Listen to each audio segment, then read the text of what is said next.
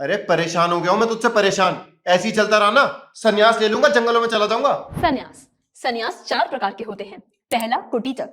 ऐसे में एक सन्यासी अपने घर को छोड़कर अपने गांव या अपनी लोकेलिटी के बाहर जाकर एक कुटिया बनाकर रहता है, और ऐसे में उन सन्यासी के पालन पोषण के लिए जो भी खाने पीने की सामग्री आती है वो उन्हीं के घर से आती है। घर से?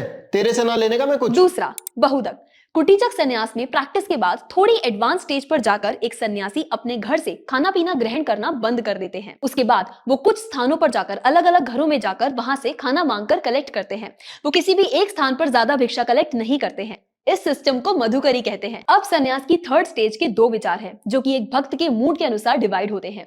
जो भजनानंदी होते हैं उन्हें सन्यास की थर्ड स्टेज पे हंस की उपाधि दी जाती है। जिस तरह से एक हंस दूध में से पानी को हटाकर दूध को पीने की शक्ति रखता है, उसी तरह से एक हंस सन्यासी वर्ल्डली थिंग्स और स्पिरिचुअल थिंग्स में डिफरेंस कर सकता है और धीरे धीरे मेटीरियलिस्टिक थिंग्स से कंप्लीटली दूर होता चला जाता है। दूसरा विचार, घोषानंदी। ऐसे में एक सन्यासी का प्रचार का बहुत स्ट्रॉन्ग मूड होता है और इसीलिए सन्यास की थर्ड स्टेज पर उनको परिव्रजकाचार्य का टाइटल मिलता है। एक परिव्रजकाचार्य सन्यासी सिंपल जीवन जीते हुए पूरे जगत का भ्रमण करते हैं और प्रचार करते हैं। और अब सन्यास की लास्ट स्टेज, जो कि सबसे ऊपर होती है। ऐसे में एक सन्यासी सब कुछ छोड़कर अपनी इंद्रियों को कंप्लीटली कंट्रोल कर भक्ति में कंप्लीटली लीन हो जाते हैं और इसीलिए उनको बोलते हैं परमहंस। जाओ अब जाकर लो ना सन्यास, जाओ जाओ।